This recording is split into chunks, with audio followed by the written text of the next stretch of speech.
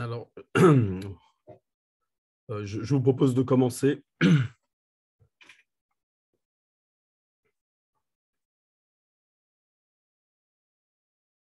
Merci Nathalie.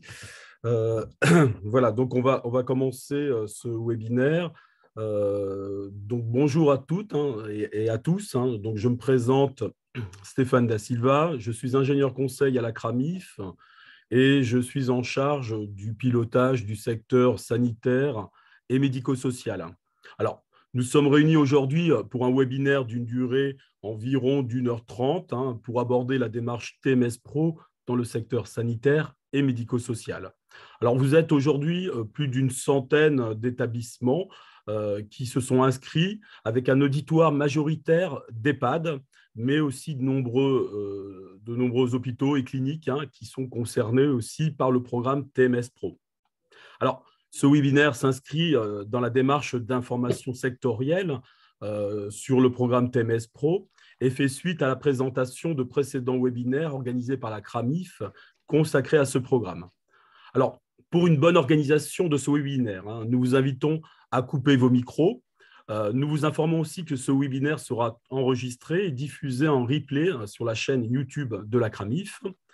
Durant les présentations, vous pouvez utiliser le fil de discussion, proposer toutes vos questions. Nous y répondrons lors des moments d'échange. Alors, toutes les présentations seront disponibles sur le site de la CRAMIF et nous vous enverrons aussi un mail avec un questionnaire d'évaluation après ce webinaire. C'est avec Nathalie Cuche, ingénieure conseil et pilote du programme TMS Pro, David Baudet, contrôleur de sécurité au service formation de la CRAMIF, et Christelle Michaud, contrôleur de sécurité et ergonome, que nous vous proposons le programme suivant. Non, on a un bug informatique. Catherine Michaud. Catherine Michaud, pardon. Est-ce qu'on peut passer sur le diapo d'après?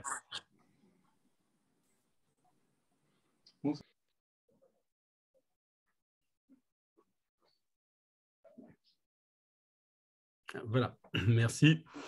Donc, alors, dans un premier temps, nous ferons un point concis sur la situation du secteur, sur sa sinistralité. Nous aborderons ensuite le programme TMS Pro et ses principales étapes. Un point précis sera fait sur les formations attendues dans le cadre du programme TMS Pro et notamment sur la formation sectorielle déployée par le réseau de l'assurance maladie.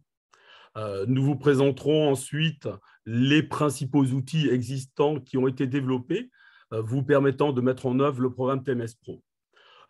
On consacrera une dizaine de minutes ensuite aux échanges et nous répondrons à toutes vos questions écrites. Vous aurez la possibilité de prendre la parole en ouvrant vos micros. Nous vous demanderons tout simplement de cliquer en bas de votre écran sur l'icône réaction et de lever la main afin que l'on puisse vous donner la parole. Enfin, nous avons sollicité un établissement afin de nous faire un retour d'expérience de la mise en place d'une démarche de prévention liée au TMS.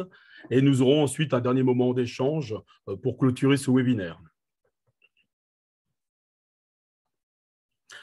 Alors, je vais aborder dans un premier temps le contexte et vous faire part pourquoi ce secteur d'activité attire vraiment toute notre attention et sur le fait que l'on s'interroge sur la prévention des risques professionnels dans ce secteur.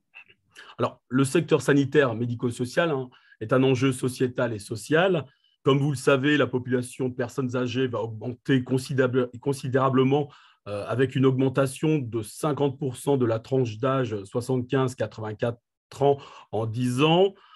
Pour répondre ainsi au vieillissement démographique et améliorer les conditions de prise en charge de ces personnes, il est estimé que près de 93 000 postes supplémentaires devront être créés dans les 5 prochaines années. Pour pouvoir les postes vacants, 260 000 professionnels devront être formés sur la même période. Alors, le secteur de l'aide et le soin à la personne est un univers en grande tension, mais fortement engagé.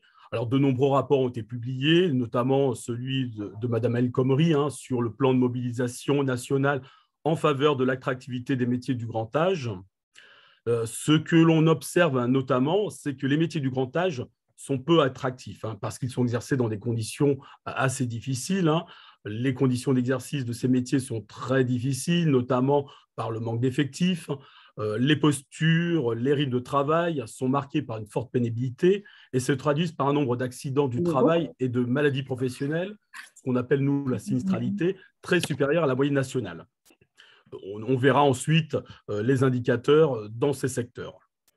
Alors, ce sont aussi des métiers souvent mal rémunérés et peu considérés, bien qu'ils soient porteurs de sens et d'une grande utilité sociale et majeure. On constate aussi un investissement et des actions réelles des autorités publiques dans les métiers du grand âge, mais avec une dispersion qui limite aussi l'impact de l'ensemble. Et enfin, un foisonnement et un cloisonnement des organisations professionnelles qui constituent des freins structurels à une rénovation en profondeur du secteur du grand âge. Alors, les constats du rapport El Khomri montrent un désamour du secteur du grand âge. Nous avons des turnovers importants, notamment dans le secteur des EHPAD et l'aide à domicile, pouvant atteindre 15%. Près de 81% des EHPAD ont déclaré avoir des vacances de poste et 82% jugent des difficultés de recrutement qui sont récurrents. On constate aussi une forte diminution des candidatures aux différents concours d'accès aux diplômes d'aide-soignant et aussi une faible minorité d'étudiants qui s'inscrivent dans les parcours de formation.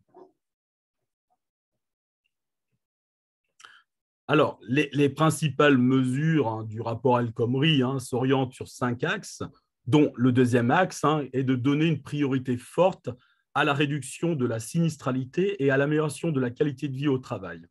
Alors, ceci est porté par la branche accident du travail, maladie professionnelle de l'assurance maladie, et dont le programme TMS Pro fait partie de ce dispositif qui vise à réduire les TMS, principale source d'accidents du travail, de maladies professionnelles dans le secteur sanitaire et médico-social. Alors, notre action, elle cible 4 grands secteurs d'activité dans le domaine du soin, les activités hospitalières, les personnes âgées, le handicap, l'aide et le soin à domicile. Alors, seules les 3 premières activités sont ciblées prioritairement par le programme TMS Pro, car le secteur de l'aide et soins à domicile il fait l'objet de différentes expérimentations régionales dans le cadre d'un programme national qui est piloté par la CNAM. Alors, le graphique ci-dessous vous montre qu'au niveau national, on dénombre près de 16 000 établissements qui pourraient être concernés par le programme TMS Pro plus spécifiquement. Alors, au niveau de la sinistralité du secteur sanitaire et médico-social, la part du nombre de salariés avoisine les 11% du régime général. Il représente près de 17% des accidents du travail. Alors, ce qu'il faut retenir, c'est qu'en France, un accident du travail sur 6 a lieu dans le secteur de l'aide et du soin à la personne. Alors, si on réalise maintenant un zoom dans le secteur de l'aide et du soin à la personne, le graphique de gauche représente la proportion de salariés dans les 5 secteurs qui est à mettre en comparaison avec le graphique de droite qui représente le nombre d'accidents du travail dans chacun des secteurs. Ce que l'on peut observer, c'est une différence de proportion entre la part des salariés et la part du nombre d'accidents du travail dans certains secteurs comme celui des EHPAD ou de l'aide à domicile. Ce que l'on peut retenir, c'est que l'on atteint 108 000 accidents du travail en France. Et si on devait le comparer au secteur du BTP, qui comptabilise, lui, environ 88 000 accidents du travail pour l'année 2019. Alors, pour mieux illustrer la sinistralité, et de prendre en compte les effectifs, nous utilisons ce qu'on appelle, nous, l'indice de fréquence. Je rappelle que l'indice de fréquence, c'est le nombre d'accidents du travail avec arrêt pour 1000 salariés. En France, comme indiqué sur la partie droite de la présentation, l'indice de fréquence moyen est de 33,5, c'est-à-dire qu'il y a 33,5 accidents du travail avec arrêt pour 1000 salariés. Alors, le secteur du BTP, lui, dispose d'un indice de fréquence de 51, comme vous pouvez le voir. On constate que nous avons des indices de fréquence assez préoccupants dans le secteur des EHPAD, de l'aide à domicile, qui sont près de 2 fois supérieurs à celui du BTP. Et un indice de fréquence près de 2 fois supérieur à la moyenne nationale dans le secteur de l'handicap. Alors, si nous regardons maintenant l'évolution du nombre d'accidents du travail sur 10 ans, le graphique de gauche nous montre une augmentation constante du nombre d'accidents du travail dans tous les secteurs de l'aide et du soin à la personne. On note une augmentation de plus 110% dans le secteur de l'aide à domicile en 10 ans, plus 60% dans le secteur des EHPAD, plus 35% dans le secteur de l'handicap, plus 30% dans les activités hospitalières. En comparaison avec le graphique sur votre droite, avec le secteur du BTP, on constate plutôt une tendance à la baisse et une diminution des accidents du travail de l'ordre de 25% en 10 ans. Voilà.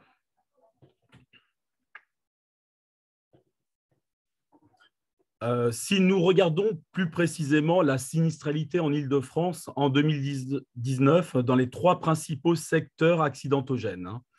Dans le secteur des EHPAD, nous avons eu plus de 3000 salariés en accident du travail avec arrêt qui ont entraîné près de 295 000 jours d'arrêt de travail, ce qui équivaut environ à 1288 équivalents temps plein.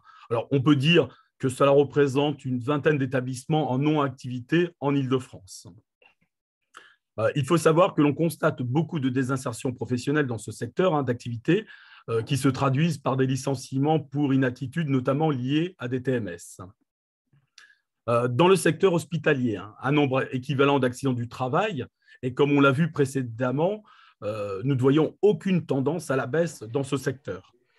Et enfin, le secteur de l'handicap, avec un nombre de salariés équivalent au secteur des EHPAD, mais avec un nombre inférieur de 30% en nombre d'accidents du travail, mais un indice de fréquence élevé et une tendance haussière continuelle des accidents du travail, comme on l'a vu aussi dans le graphique précédent.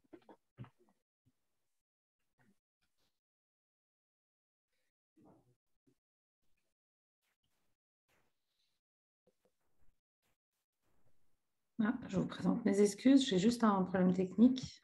Je n'arrive pas à repasser à la slide d'après. Bien. Bon. Alors, je vais juste couper, désolée.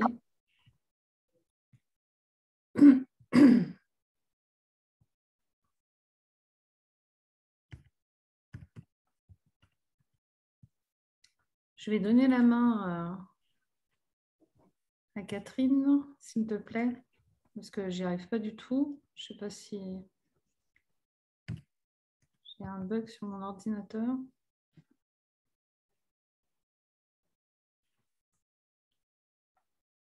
Merci Catherine. Voilà. Je présente mes excuses.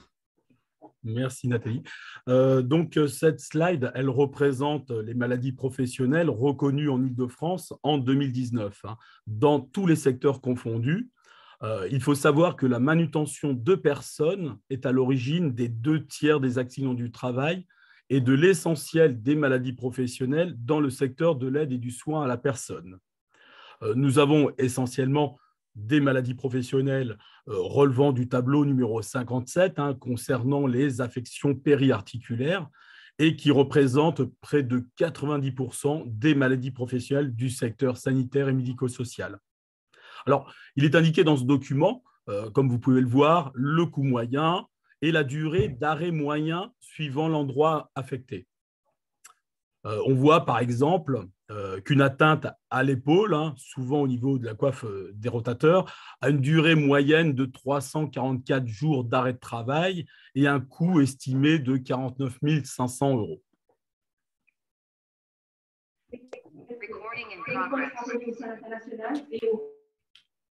Alors, comme vous l'avez bien compris, notre objectif vise à réduire l'exposition des salariés à la manutention manuelle afin de réduire la sinistralité dans ce secteur.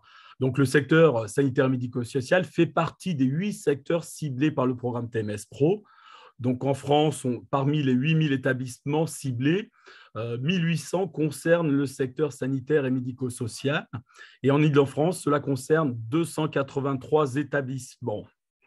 Alors, nous avons ciblé plus particulièrement un quart des EHPAD les plus accidentogènes en Île-de-France, une soixantaine d'établissements hospitaliers, ce qui représente à peu près 10% des établissements sur les territoires d'Île-de-France et 5% des établissements du secteur handicap. Alors, concernant le positionnement de la CRAMIF, il faut savoir qu'à la CRAMIF, il a été créé un comité technique régional spécifique lié aux activités de santé en 2019. Alors, celui-ci regroupe les représentants des salariés et des employeurs. Il dispose aussi de très nombreuses missions, notamment d'analyser les risques professionnels en Île-de-France, de suivre les activités du service prévention dans ce secteur, que ce soit sur les plans d'action, sur nos programmes nationaux tels que le programme TMS Pro et régionaux, sur des thématiques particulières ou des incitations financières. Il y a aussi d'autres missions que je ne vais pas vous citer aujourd'hui puisqu'elles sont assez nombreuses. Alors, nous avons ciblé aussi près de 25% des établissements dans le secteur SMS en Île-de-France, dans le cadre du programme TMS Pro, ce qui montre une volonté importante d'accompagner ce secteur dans le développement d'une démarche de prévention des TMS. Alors, nous avons aussi une action auprès des principaux sièges du secteur sanitaire médico-social afin d'accompagner le déploiement du programme dans les établissements ciblés, mais aussi non ciblés par le programme TMS Pro. Et nous avons un groupe de référents de contrôleurs de sécurité dans le secteur sanitaire médico-social au sein de la CRAMIF et qui suit de près les établissements et qui apporte une expertise en la matière.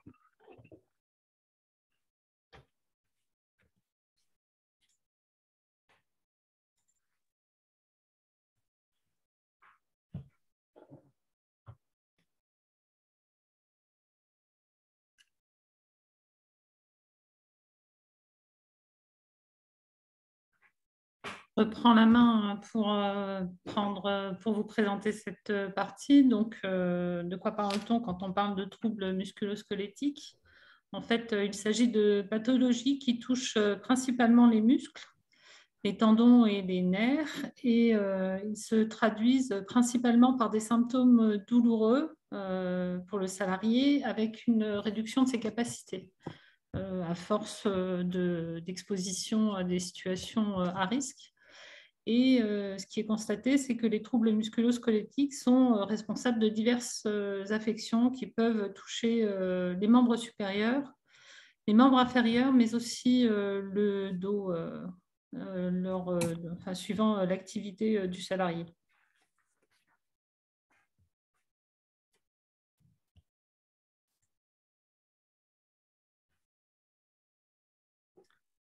Alors, du coup, je prends la main.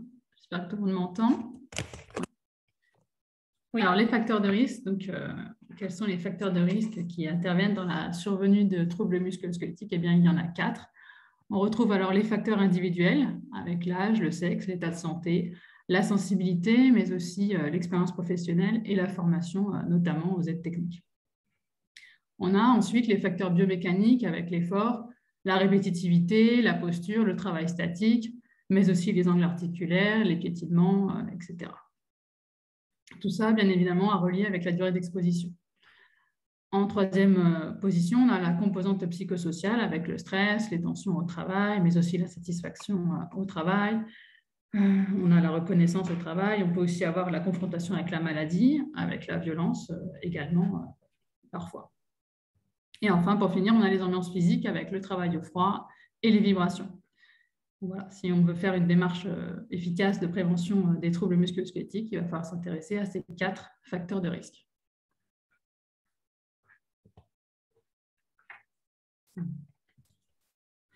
Je vous propose ici d'illustrer mes propos par une photo.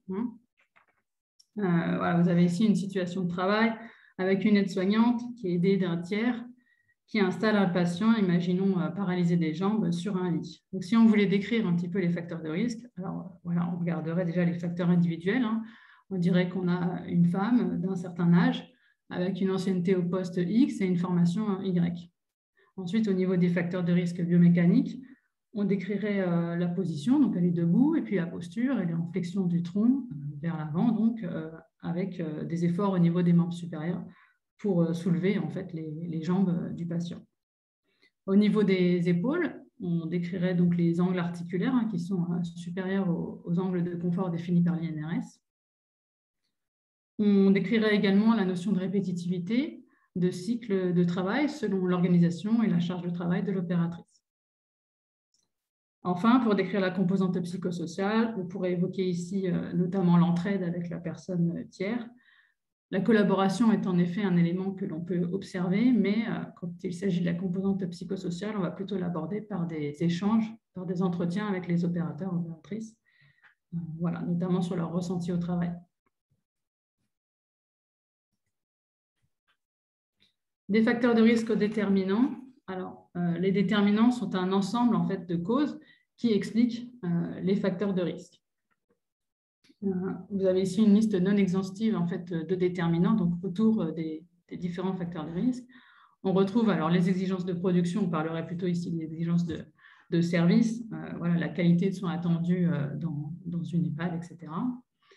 L'organisation du travail, qui est un déterminant fort, avec par exemple la pression temporelle, le rythme imposé pour faire les toilettes, pour faire la distribution des plateaux repas, etc. Tout ça va impacter en fait les facteurs biomécaniques et la composante psychosociale. On retrouve l'organisation des espaces de travail, les zones de circulation, les flux, les obstacles, etc. On a la conception des postes de travail, le type d'outils utilisés, est-ce que les outils ont une forme adaptée ou pas, est-ce qu'ils nécessitent des efforts importants, comme on voit sur la photo avec l'utilisation de volets roulants manuels, par exemple. Est-ce que j'ai des dispositifs réglables en hauteur, est-ce que j'ai des aides techniques adaptées et disponibles pour le transfert de personnes, voilà, etc., etc. Les caractéristiques des produits, des charges, est-ce qu'elles sont lourdes, est-ce qu'elles sont volumineuses, est-ce que j'ai un moyen de préhension pertinent ou pas?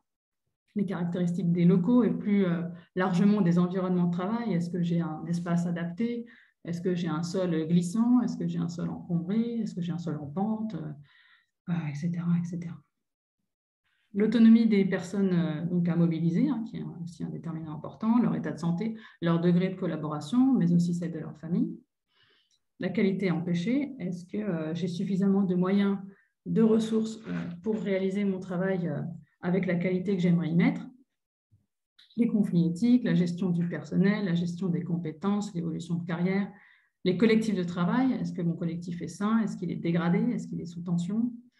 La dépendance organisationnelle, est-ce que j'ai suffisamment de marge de manœuvre pour faire mon travail Ça peut être en lien d'ailleurs avec le management, en termes d'autonomie, en termes de soutien de la part de la hiérarchie, le mode de rémunération, et pour finir, donc, le mode de reconnaissance, est-ce que j'ai suffisamment, est-ce que j'ai un équilibre en fait, entre mes efforts et mes récompenses ou pas, et donc ça va impacter la composante psychosociale. Ce qui est important à retenir ici, c'est que pour réaliser une démarche de prévention des TMS, en fait, on part donc de la maladie, des douleurs, des plaintes, des symptômes, lésions, etc., pour aller vers l'analyse des facteurs de risque par de l'observation, des entretiens et arriver aux déterminants. Donc, en fait, tous les déterminants, ce sont vraiment les éléments de transformation des situations de travail.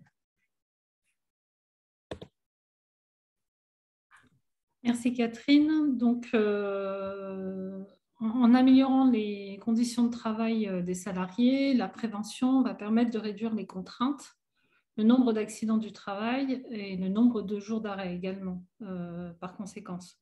Donc, elle participe ainsi au bien-être et à la santé des salariés et plus globalement de l'entreprise. Toutes les entreprises, quel que soit son secteur d'activité, quelle que soit sa taille, peut être concernée par les troubles musculo-squelettiques. Le programme TMS Pro concerne environ 1200 établissements en Île-de-France. Et les objectifs de ce programme vont être de faire progresser les entreprises dans une démarche durable. Donc, elle est adaptée à tout type d'entreprise et elle est déclinable ensuite sur tous les risques que vous pourriez identifier au sein de vos établissements. Donc, il va vous permettre de structurer une démarche de prévention qui va être efficace, qui va vous permettre également de tracer les actions que vous aurez mises en œuvre et surtout de diminuer la sinistralité en lien avec les troubles musculo-squelettiques. Donc, elle va vous permettre surtout de valoriser, de capitaliser, mais aussi de mutualiser les bonnes pratiques. C'est vrai, ça peut être vrai dans les grands groupes d'un secteur d'activité.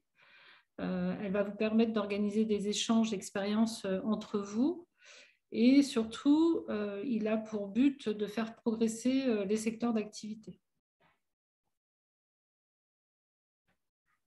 Donc, le programme se décline en 4 étapes. 4 étapes structurées, organisées, dans lesquelles on va vous demander de répondre à certaines questions, de mettre en place des actions particulières pour chacune des étapes. Donc, c'est une démarche d'amélioration continue qui a pour but, au final, d'améliorer les conditions de travail de vos salariés en lien avec le risque lié au TMS. Je vais vous présenter la première étape de manière plus détaillée. J'ai repris la main, il semblerait. La première étape, en fait, c'est de faire un état des lieux de votre situation actuelle et surtout de vous engager dans la démarche de prévention des TMS. Donc pour cela, différents outils à votre disposition. Un quiz. Je ne vais pas rentrer dans le détail des outils. Stéphane Da Silva vous les présentera ensuite de manière beaucoup plus détaillée. En tout cas, dans le cadre de cette étape, la première action que vous devrez mener, c'est de faire une évaluation de votre situation, de la démarche et entre autres de la démarche de prévention, où vous en êtes, ce qui va vous permettre en fait de faire un état des lieux de votre démarche, celle que vous avez développée, et va vous permettre de définir ensuite quels sont les points sur lesquels vous devrez mener une action. Ensuite, on vous recommande d'élaborer un tableau de bord avec un suivi de certains indicateurs que nous vous proposons de suivre et de suivre tout au long du déploiement de la démarche. Donc, ça va vous permettre en fait d'évaluer la démarche et de mettre en évidence la progression des indicateurs que vous aurez définis. L'étape 2 a pour but de formaliser l'engagement et surtout l'engagement de la direction. Une démarche, quelle qu'elle soit, une démarche de prévention, s'il n'y a pas d'engagement de la direction, elle ne sera pas pérenne et ne permettra pas d'aboutir à des actions efficaces. Donc, il faut absolument que la direction s'engage à mettre en place une organisation qui permette de déployer cette démarche de prévention. Ensuite, on vous invite à identifier et à mobiliser les compétences nécessaires.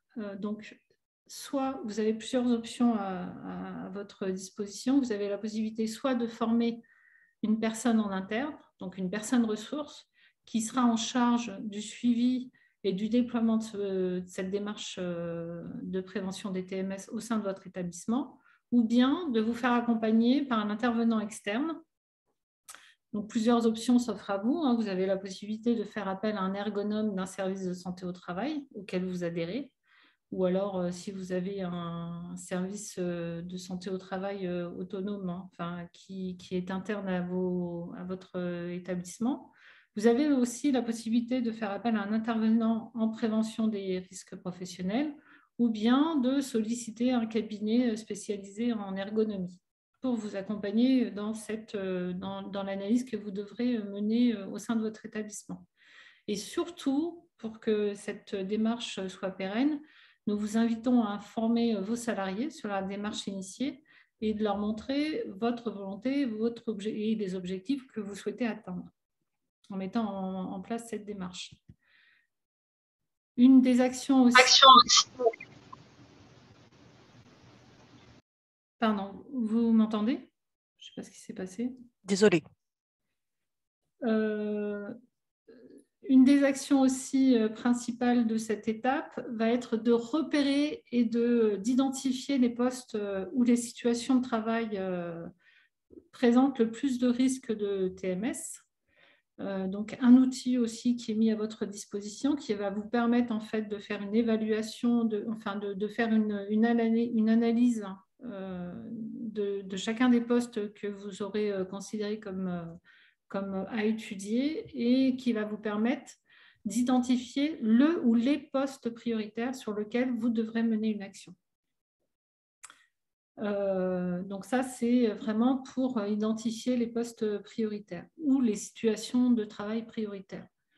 Et ce que nous vous invitons à faire également, c'est d'élaborer une note de cadrage. Donc, c'est un outil de pilotage dans lequel vous indiquerez quels sont les objectifs que vous souhaitez atteindre, le périmètre de votre démarche, le ou les postes que vous envisagez d'étudier, quels sont les moyens alloués que vous allez mettre en œuvre pour déployer cette démarche de prévention.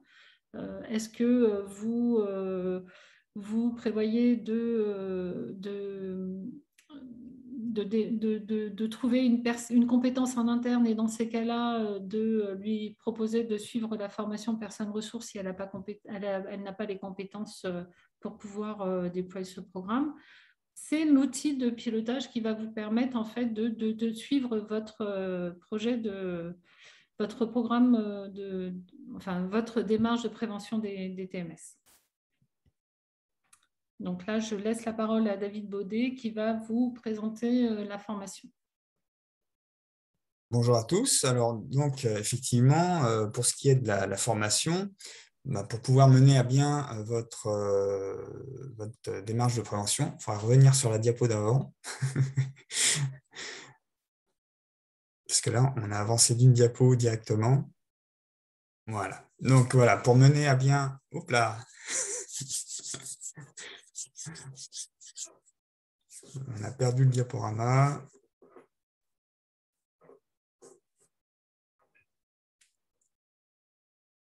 Est-ce qu'on peut... Voilà.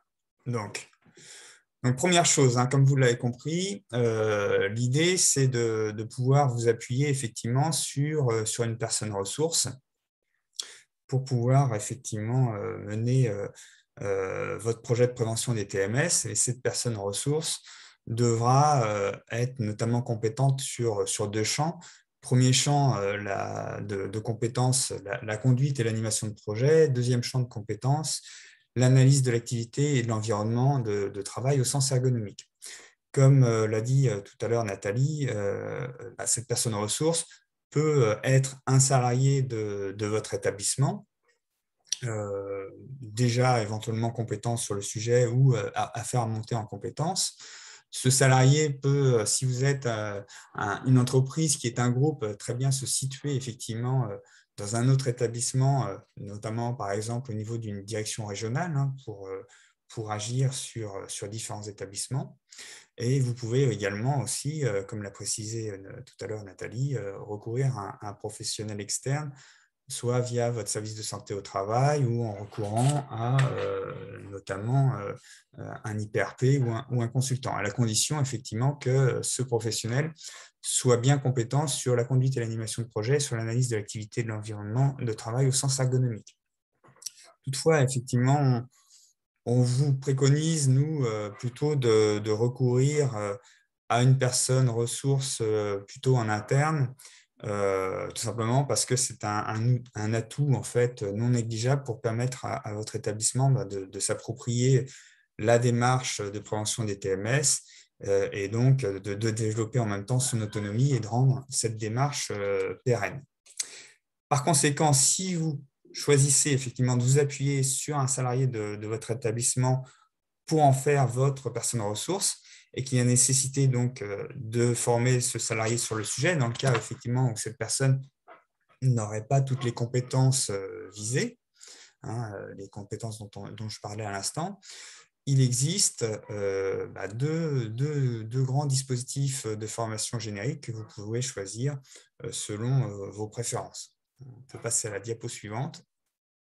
Voilà. Donc, deux dispositifs de formation. Un dispositif de formation générique qui a été développé vraiment dans le cadre du programme TMS Pro et qui se décline en deux formations, en fait deux grands types de formations. Une formation pour le dirigeant de l'établissement et des formations pour la personne ressource. Alors, on le verra tout à l'heure, en fait, il existe deux formations différentes pour la personne ressource qui vont dépendre en fait, de la taille de l'établissement. À côté de ça, vous pouvez également choisir plutôt de vous tourner sur un dispositif de formation sectorielle qui, lui, a été développé bien avant l'existence même du programme TMS Pro et qui est centré sur votre secteur d'activité, notamment sur le secteur sanitaire et médico-social, et qui va aborder en fait la prévention des risques de façon plus large en fait, que le dispositif de formation générique, dans le sens où il ne sera pas centré que sur la prévention des TMS. Là encore, on est sur un dispositif qui se décline en une formation pour le dirigeant de l'établissement et une formation au niveau de la personne ressource. Vous pouvez aussi également choisir toute autre formation qui amènerait bien sûr les mêmes compétences que celles qui sont souhaitées dans les dispositifs de formation qui sont déjà prévus par rapport au programme national TMS Pro. Par exemple, je peux citer notamment les formations du centre ressources du groupe hospitalier Paris-Saint-Joseph. Je vais vous donner un point de repère. Alors, je vous propose de développer un petit peu plus précisément le dispositif de formation générique et ensuite le dispositif de formation sectorielle. Alors, ce dispositif de formation générique qui a été conçu dans le cadre du programme TMS Pro propose donc dans un premier temps une formation d'un jour réalisée à la CRAMIF et qui est donc effectivement à destination du chef d'établissement. Cette formation est donc conçue pour donner aux dirigeants tous les éléments clés pour lui permettre de mener les différents objectifs qui lui incombent dans l'élaboration et le pilotage en fait, du projet de prévention des TMS, c'est-à-dire définir la stratégie de prévention de son établissement, intégrer le projet TMS à la politique globale de prévention de son établissement et à son fonctionnement général, et bien sûr mobiliser des acteurs internes de l'établissement en articulation avec les acteurs de prévention externe. Il s'agit donc d'une formation d'un jour qui est, comme je viens de le dire, dispensée par la CRAMIF, et comme elle est justement dispensée par la CRAMIF, elle est par conséquent déjà prépayée dans votre taux de cotisation accident du travail, maladie professionnelle. Vous pouvez retrouver cette formation dans le catalogue de formation en ligne qui est sur notre site, donc sur le site internet de la CRAMIF, dont vous avez l'adresse en bas du tableau. Et vous retrouverez donc dans ce catalogue de formation en ligne cette formation à la référence D0101. Pour ce qui est ensuite de la formation de la personne ressource, donc ça c'est la diapo suivante. Oui, j'ai de nouveau un problème de... Ah. Je vais arrêter, je suis désolée. Ce sont les joies du direct. Oui, désolée. Mais non, puis ça ne veut pas là. Sinon, je reprends... Je te passe la main? Ouais. Non. Attends, je vais faire le partage d'écran. Ah tu l'as. Ok. Ouais, je C'est moi qui l'ai là ou pas? Non, je ne te l'ai pas donné. Oui.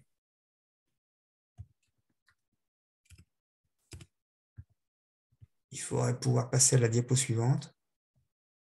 Normalement, je t'ai donné la main. Dis-moi si... Sauf que ce n'est pas moi qui partage l'écran là. Non. D'accord. OK. Oula. D'accord. Alors, voilà.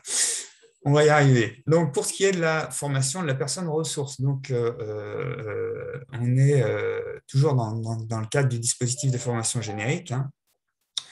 Vous avez à disposition pour la formation de la personne ressource 2 types de formations. Vous avez effectivement une formation qu'on appelle standard, hein, qui est intitulée personne ressource du projet de prévention des TMS, qui dure 5 jours et qui est ouverte à tous les établissements, quelle que soit leur taille. Et à côté de ça, vous avez une autre formation qui est dite plutôt simplifiée, intitulée chargé de prévention des TMS, qui est une formation donc plus réduite, formation de 3 jours, et qui, elle, n'est ouverte qu'aux établissements ayant moins de 150 salariés. Alors, pourquoi? Tout simplement parce qu'on va être sur des missions qui seront en fait différentes entre ces 2 dispositifs. Ça va s'adresser en fait aussi à des structures différentes, de tailles différentes. La formation standard vise à former effectivement une sorte de bras droit, on va dire, du chef d'établissement sur la prévention des TMS, bras droit qui sera chargé donc de l'organisation et de l'animation du projet de prévention des TMS ainsi que de sa mise en œuvre opérationnelle. À l'inverse, en fait, la formation simplifiée va, elle, plutôt viser à former un chargé de prévention des TMS dont la mission sera centrée vraiment sur uniquement la mise en œuvre opérationnelle de la démarche de prévention, ce qui sous-entend en fait que la construction et le pilotage du projet de prévention des TMS sera plutôt à la charge du chef d'établissement lui-même, ce qui est souvent effectivement le cas dans les petites structures qui n'ont pas la possibilité d'avoir un fonctionnel de sécurité dédié. C'est pourquoi cette formation de 3 jours, qu'on appelle formation simplifiée, est réservée en fait aux établissements de moins de 150 salariés, pour ceux qui effectivement n'auraient pas capacité vraiment à avoir une personne ressource qui se charge à la fois de l'animation et du pilotage, quoi, en plus de la mise en œuvre opérationnelle. Ces 2 formations sont des formations de type formation-action qui se caractérisent par un accompagnement sur site de 2 demi-journées par le formateur. Ce sont des formations qui sont dispensées par des organismes de formation qui ont été habilités par la branche risque professionnel de l'assurance maladie et dont les formateurs sont des ergonomes. Ces formations sont accessibles directement via notre catalogue en ligne de formation donc sur le site de la CRAMU. Donc là encore, nous avons mis le lien en bas du tableau et vous pouvez accéder aux informations pour ces formations sur les références D104B pour ce qui concerne la formation simplifiée, donc chargée de prévention des TMS, et D104C pour ce qui est de la formation ressources du projet de prévention des TMS. On est déjà sur la diapo suivante, c'est-à-dire pour parler plus spécifiquement, là pour le coup, du dispositif de formation sectorielle qui a été effectivement conçu à l'origine pour former des animateurs de prévention en sens large dans les établissements du secteur sanitaire et médico-social. Donc, dans ce dispositif sectoriel, la formation du dirigeant d'établissement va porter sur des missions moins centrées sur le projet de prévention des TMS et plus orientée vers la démarche de prévention globale de l'établissement. Cette formation du dirigeant dans le dispositif sectoriel dure 1 jour avec une demi-journée d'accompagnement qui est commune à la formation de l'animateur de prévention. Cette formation, là encore, est dispensée par des organismes de formation habilités par la branche risque professionnel de l'assurance maladie, dont vous pouvez trouver en fait la liste de ces OF, de ces organismes de formation, sur le lien qui figure en bas de ce tableau, donc un lien qui est ouvert sur le site de l'INRS. Enfin, toujours dans ce dispositif de formation sectorielle, pour ce qui est du niveau donc de la formation de personnes ressources, là qui s'intitule Devenir animateur prévention APA secteur sanitaire médico-social. Là, on est sur un dispositif de formation qui vise à préparer le stagiaire à ses futures missions d'animateur de prévention interne à l'établissement, à savoir construire on pourrait avoir la diapo suivante, s'il vous plaît, parce que là, on a toujours resté sur la formation dirigeant. Mais c'est toi qui as la main, David, je pense, toujours. Ah, pardon. Ben non, je ne l'ai pas, là. Ah ben, je ne l'ai pas non plus.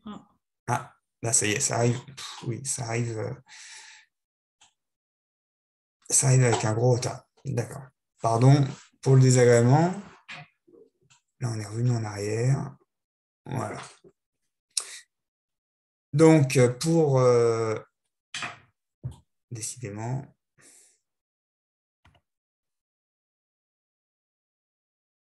Voilà, on y est. Donc, pour la formation de la personne ressource, donc je disais, on est sur une formation qui s'intitule « Devenir animateur prévention APA, secteur sanitaire et médico-social », où là, l'objectif est de faire monter la personne en compétence pour qu'elle soit en capacité de construire les projets de prévention des risques professionnels au sens large, qui s'inscrivent en fait dans la démarche globale de prévention de l'établissement, dont notamment en fait les projets de prévention des TMS. C'est une formation qui dure 6 jours avec en plus une demi-journée d'accompagnement, donc cette fameuse demi-journée commune avec la formation dirigeant vue précédemment. Là aussi, c'est une formation qui est dispensée par des organismes de formation habilités dont vous trouverez la liste sur le site de l'INRS via le lien qui est indiqué au bas de ce tableau. Voilà, et je passe la main.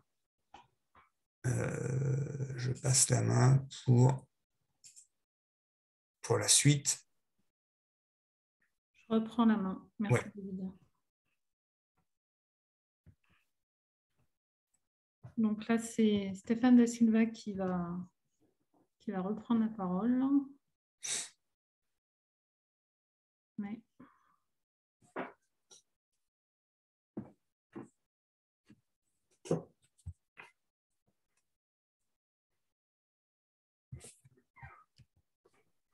Alors, nous allons maintenant aborder les différents outils du secteur sanitaire médico-social qui ont été créés spécifiquement dans le cadre du programme TMS Pro et qui vous aideront à mettre en place en fait, la démarche de prévention.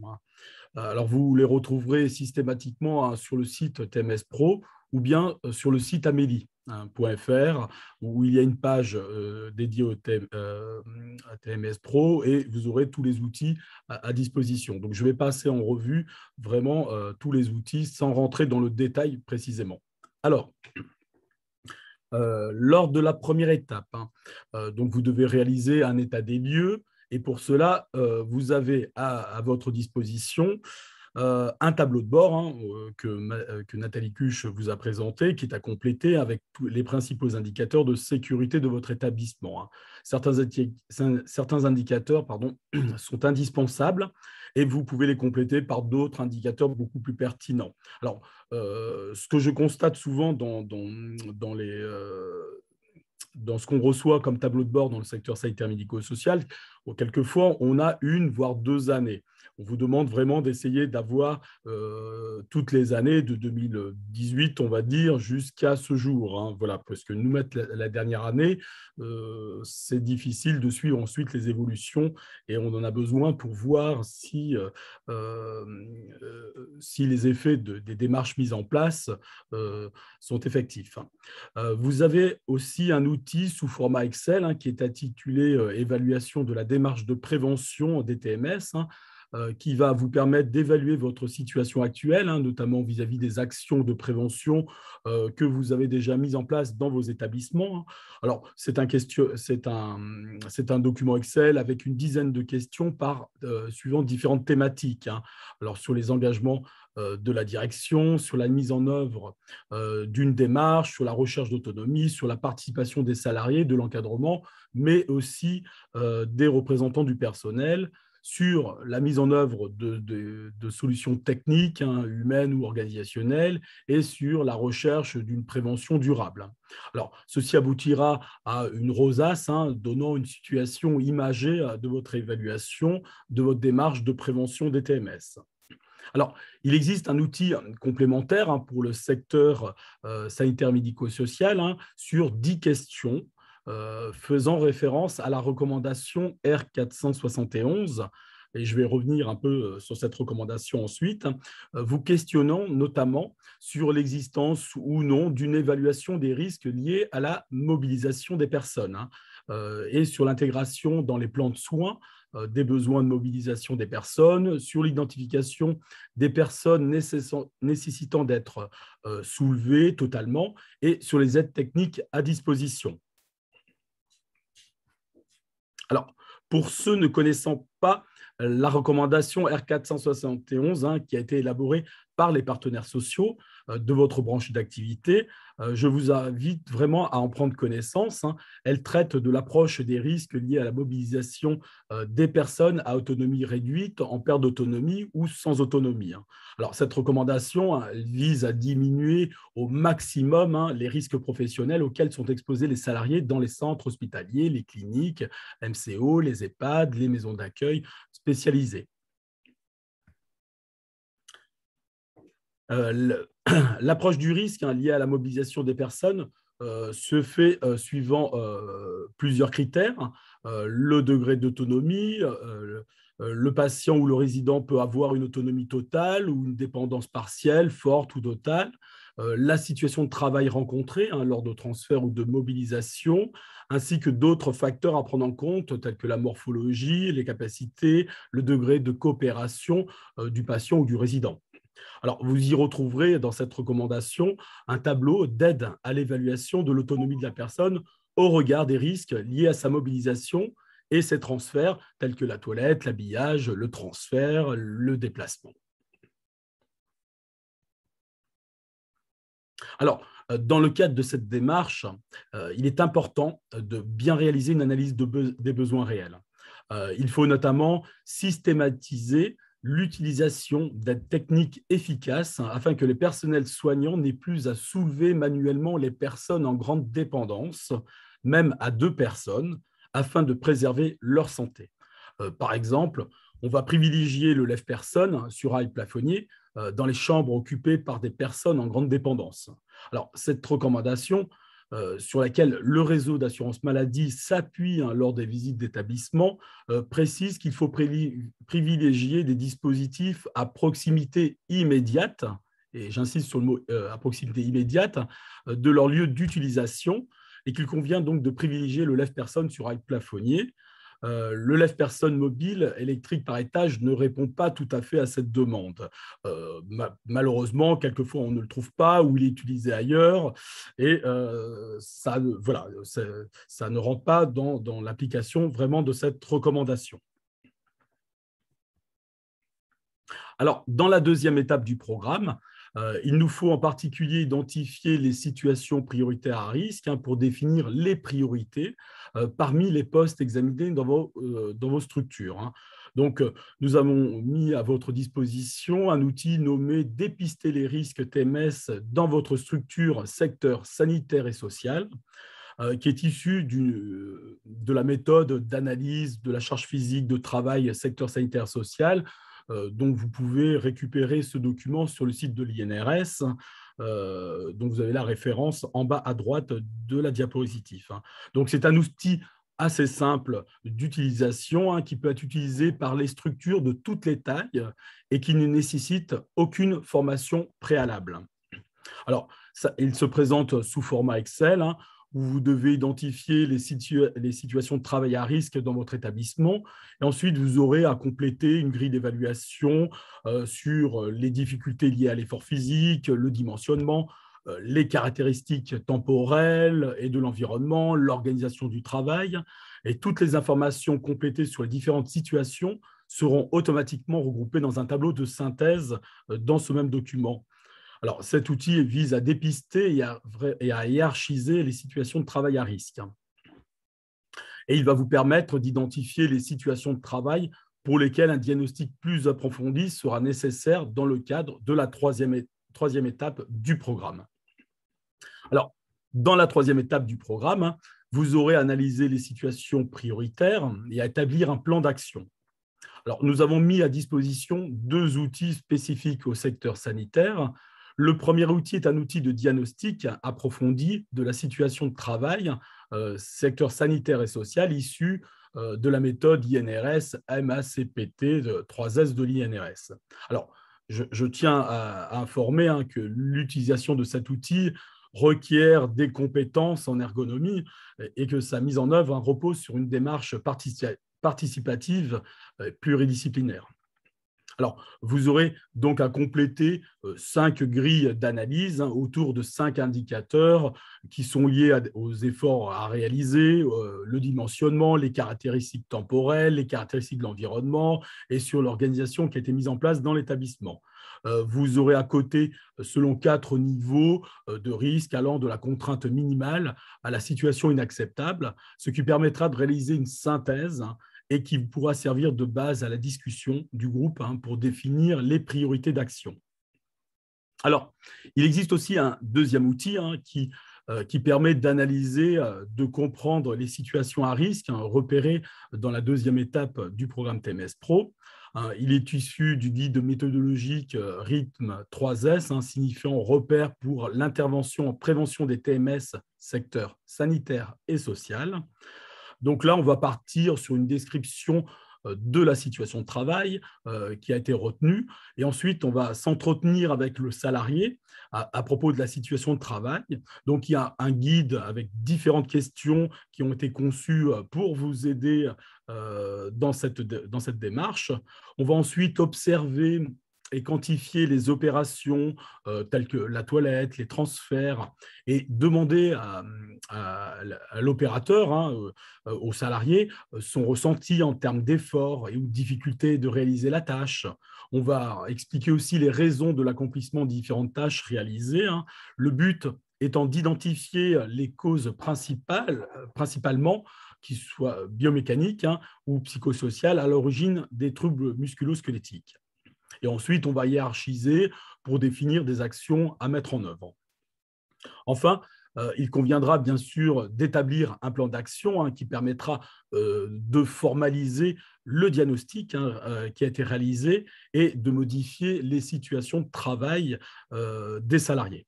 Alors, le plan d'action, c'est un plan d'action ordinaire qui comprend la situation de travail, les mesures de prévention à mettre en place, le nom du responsable, les moyens qui ont été alloués, les échéanciers et le suivi de l'action.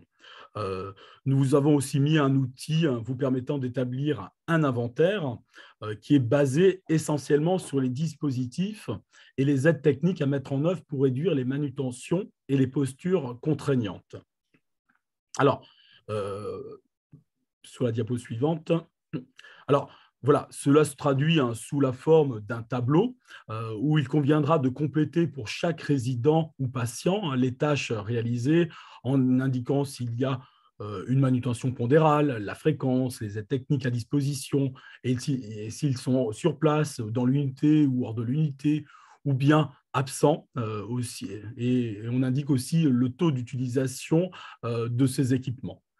Ceci permettra d'enrichir votre plan d'action et de compléter les mesures organisationnelles, techniques ou humaines, telles que les formations. Notamment, on peut voir dans certains établissements des taux d'équipement importants, mais les équipements peu utilisés. Donc, il y a des actions quand même à mener d'information ou de sensibilisation sur le sujet. Ensuite, nous passons sur la quatrième étape. Pardon, oui, on peut passer sur la diapo suivante. Simplement, dans ce même document, il y a quelques exemples d'aides techniques. Alors, ce n'est pas exhaustif, mais voilà, c'est inclus dans ce document. Ensuite, donc, on passe sur la quatrième étape pour évaluer la démarche et les outils qui ont été présentés en étape 1 pourront être repris pour évaluer la démarche de prévention qui a été mise en place dans votre établissement. Alors, je souhaitais, moi, finir sur la démarche ALM, hein, qui signifie accompagner la mobilité, hein, dont l'INRS et le réseau assurance maladie en fait la promotion, hein, actuellement. Alors, cette démarche, elle repose sur la connaissance des déplacements spontanés, c'est-à-dire ce que le patient ou le résident devrait réaliser spontanément, de l'analyse par les soignants des capacités du patient à réaliser des mouvements. Elle permet ainsi d'adapter le type d'assistance dont le patient ou le résident a besoin, qui peut être une assistance verbale, hein. Le soignant il va expliquer, guider, encourager le patient ou le résident à faire certains mouvements. Cela pourrait être physique, hein, sans que cela soit dangereux aussi pour la santé des soignants, mais aussi matériel, en utilisant les équipements à disposition et qui sont adaptés au sein de l'établissement. Donc, avec la démarche ALM, le soignant ne compense que la partie du déplacement que le patient ne peut pas réaliser seul. Ceci a été intégré récemment dans tous les dispositifs de formation qui ont été présentés par M. Baudet précédemment sur la partie formation. Voilà, donc je vous remercie. Ce que nous vous proposons, c'est de passer sur les moments d'échange. Voilà, si vous avez des questions, j'ai vu qu'il y avait plusieurs questions sur le fil de discussion et on va vous répondre. Alors, il y avait une question. Je ne comprends pas vos chiffres sur l'indice de fréquence en activité hospitalière par rapport à l'IF qui est au 32 national, puis 26,1 en Île-de-France. Alors, ce que je vous ai présenté, c'était l'indice de fréquence donc, qui est plus important au niveau national dans l'activité hospitalière et qui est un peu plus faible en Île-de-France. Alors, bien sûr, en Île-de-France, il est plus bas, mais on ne constate aucune diminution du nombre des accidents du travail, hein, depuis une dizaine d'années, comme je vous ai montré sur les différents graphiques. Voilà, donc on s'interroge aussi sur ce secteur. Alors, il y a une autre question. Lorsque vous indiquez vos futures actions dans le secteur hospitalier, est-ce que le secteur public sera impacté ou uniquement le secteur hospitalier privé ? Alors, dans le cadre du programme TMS Pro, on a ciblé les établissements du secteur privé, hein, puisque nous prenons en compte les salariés du régime général, hein. L'assurance maladie ne couvre pas la fonction publique hospitalière, hein. Voilà. Donc, c'est vrai que les établissements ciblés par nos programmes sont des établissements de statut privé. Alors, ce qui n'empêche pas d'avoir aussi des liens avec les établissements publics, hein. On travaille aussi en collaboration avec la PHP sur certains sujets. Il y a des échanges aussi de bonnes pratiques avec des établissements publics, hein. Voilà. Mais c'est vrai que nos programmes sont sur les salariés du secteur privé. Alors, il y a une autre question. En SST autonome, sans équipe pluridisciplinaire, une personne ressource interne à faire monter en compétences, éventuellement aider dans un premier temps, à une ressource externe me paraît le plus pérenne pour la démarche. Oui, en effet, je me permets de prendre la parole, Stéphane. Plus on va multiplier les compétences et plus ça va permettre d'accompagner la personne interne qui sera formée à déployer la démarche et va lui permettre de gagner en autonomie par la suite et de continuer à déployer et de mener d'autres actions de prévention pour d'autres postes par la suite. Alors, quelle différence entre la formation personne ressource 5 jours et 6 jours sont-elles prises en charge par la CRAMIF? Alors non, elles ne sont pas prises en charge par la CRAMIF et je te laisse expliquer la différence, David. La différence, en fait, c'est un petit peu ce que je disais tout à l'heure, c'est que Alors, si vous parlez de la formation 5 jours, donc j'imagine que vous parlez de la formation personnes ressources du projet de prévention du TMS, donc la formation du dispositif générique.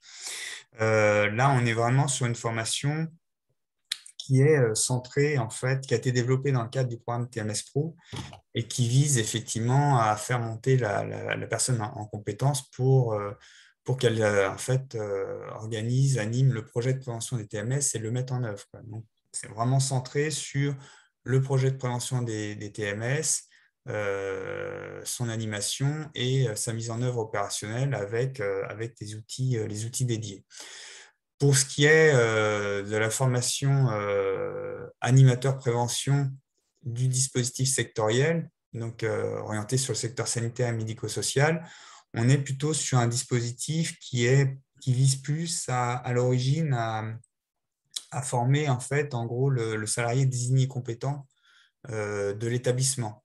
Donc, dans ces 6 jours, en fait, ces 6 jours ne vont pas être dédiés en fait, à la montée en compétence sur l'animation et la mise en œuvre du projet de prévention des TMS. Et ça va être orienté plus sur la formation de la personne désignée compétente et notamment, ça va toucher à différents domaines de prévention des risques, hein, notamment la prévention des TMS, mais pas que, quoi. Il va y avoir dans les contenus des séquences qui vont concerner la prévention des risques psychosociaux, la prévention des chutes, la prévention, l'évaluation en fait des risques en général. Donc, on est sur une formation qui est beaucoup plus large, quoi. Mais alors, donc, dans un temps de 6 jours, quoi. En fait, c'est-à-dire que la formation touche un petit peu à différentes familles de risques et fait une ouverture également sur l'évaluation des risques. La logique n'est pas exactement la même. Je ne sais pas si j'ai répondu à la question. On va continuer, on verra pour compléter. Il y a une question également sur le fait qu'il n'y ait plus de place sur les sessions de formation dirigeants. Donc oui, en effet, toutes les sessions de formation dirigeants qui sont programmées jusqu'à cette fin d'année sont closes. Rien ne vous empêche d'envoyer votre souhait sur une des dates. Votre dossier sera étudié. Il y a certainement des réorganisations qui vont être faites puisqu'on essaye d'organiser aussi des formations en intra. Donc, n'hésitez pas à envoyer un mail à l'adresse qui apparaît sur la page qui décrit le module de formation afin d'envoyer votre souhait à participer à cette formation. Vous aurez un retour. Mais il n'empêche que d'autres sessions vont être ouvertes en 2022 dès le mois de janvier. Il y a une question également sur l'accompagnement des établissements qui ont présenté un taux de sinistralité élevé à un instant T. Est-ce qu'il est possible d'accompagner des établissements qui n'ont pas été ciblés initialement? Nous vous invitons à envoyer un mail à l'antenne qui vous suit afin de nous solliciter sur votre volonté à intégrer la démarche et votre dossier sera étudié. Il n'empêche que vous avez la possibilité d'accéder à tous les outils qui sont déployés dans le cadre de la démarche TMS Pro sur le site Amélie. Et vous retrouverez le lien qui vous permet d'accéder à tous ces outils sur la présentation qui vous sera envoyée d'ici la fin de la semaine. Bonjour, comment savoir si votre établissement fait partie des 283 établissements ciblés en Île-de-France? Normalement, vous avez dû recevoir un courrier avec vos codes de connexion pour pouvoir vous connecter à votre espace privé. Si ça n'est pas le cas, pareil, n'hésitez pas à prendre contact avec l'antenne qui est en charge du suivi de votre établissement, qui va vous permettre de vous indiquer si oui ou non vous êtes ciblé, ou alors vous avez la possibilité également d'envoyer un mail à l'adresse mail générique TMS Pro de la CRAMIF et nous vous répondrons et nous vous indiquerons si oui ou non vous faites partie. Et dans ces cas-là, on fera nécessaire pour vous envoyer vos codes de connexion. Vous avez abordé l'exemple de la formation Personnes Ressources Fondation Saint-Joseph. Pourriez-vous nous en dire plus, David? Oui, je viens de vous mettre en lien en fait cette formation qui est proposée par le Centre Ressources du groupe hospitalier Paris Saint-Joseph. Ça fait partie des autres formations que vous pouvez trouver ailleurs et qui sont effectivement compatibles avec le programme TMS Pro, puisqu'on retrouve en fait tous les éléments qui sont nécessaires, en fait, qui sont tous les attendus en tout cas, qui sont normalement dignes d'une formation pour répondre au projet du programme TMS Pro. C'est-à-dire notamment l'animation de projet, tout ce qui va concerner l'analyse d'une situation de travail par une approche ergonomique. Voilà. Donc, si vous voulez avoir plus d'éléments, je vous invite à aller directement sur le lien que je vous ai mis sur le chat. Stéphane, je pense qu'on va laisser la parole à l'établissement qui doit nous faire une présentation du déploiement de la démarche qui a été fait lors de la première saison TMS Pro. Alors, on avait encore 2-3 petites questions. Est-ce qu'on les prend quand même ou pas?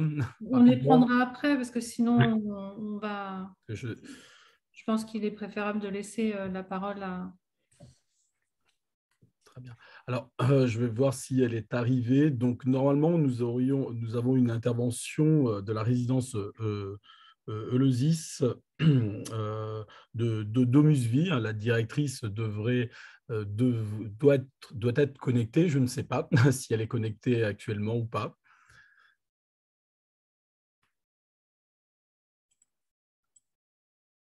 Je ne crois pas.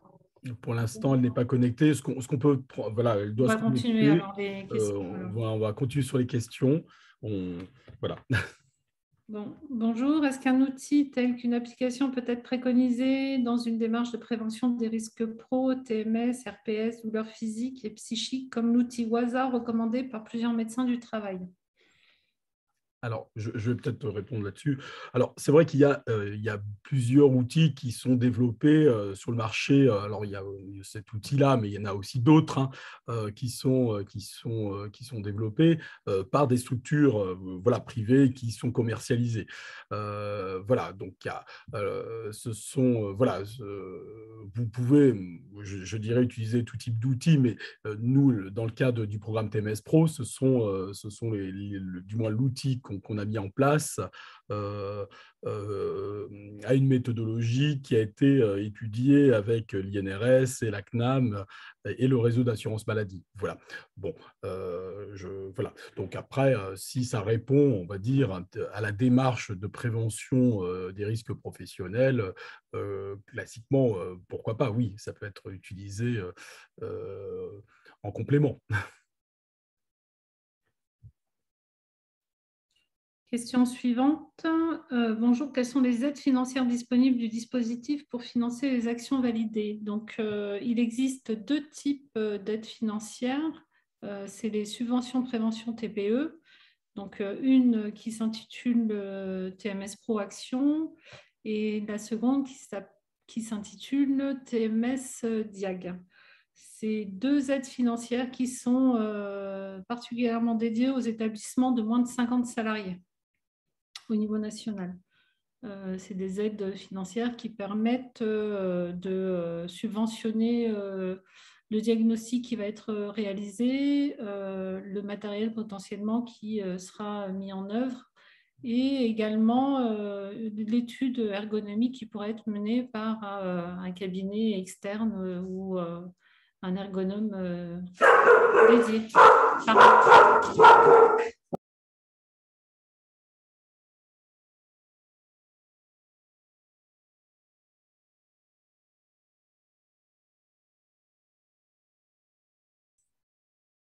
Est-ce qu'on a perdu la connexion? Stéphane, on ne t'entend pas. Non, c'était Nathalie qui parlait. Ah. Oui, je sais, mais alors, on va peut-être prendre la suite. Je crois que Nathalie a dû être interrompue. Il y avait une question sur le coût de la formation personne ressource de 5 jours. Donc, je pense par rapport au dispositif de formation générique, on est à une moyenne environ de 2 500 € hors taxe. Hein, voilà, à titre indicatif. Hein. Après, ça peut varier en fonction des organismes de formation. À savoir que pour l'Île-de-France, on a notamment 2 organismes qui proposent ce type de formation que vous retrouverez donc sur notre catalogue de formation en ligne sur le site de la CRAMIF. Il y avait une autre question également, je remonte un petit peu plus haut, je crois qu'on l'a loupé, c'était par rapport... Alors, il y avait une personne qui posait la question, est-ce qu'il existe un livre, un catalogue ou un support numérique pour consulter qui nous propose des outils, des conceptions, des actions qui peuvent nous aider à élaborer un plan d'action, surtout dans le secteur du BTP? Quels sont vos conseils afin d'élargir notre imagination sur ce sujet?